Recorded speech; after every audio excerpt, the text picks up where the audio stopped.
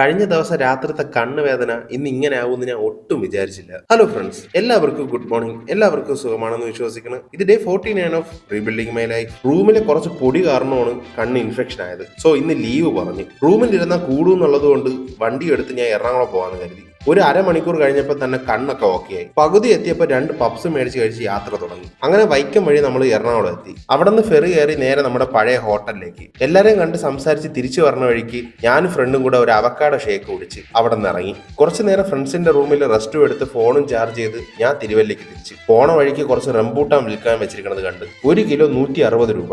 പിന്നെ 1 കിലോ മേടിച്ച് ഏകദേശം 100 കിലോമീറ്റർ ഉണ്ട്. ചങ്ങനാശ്ശേരി എത്തിയപ്പോൾ പൊരിഞ്ഞ മഴ.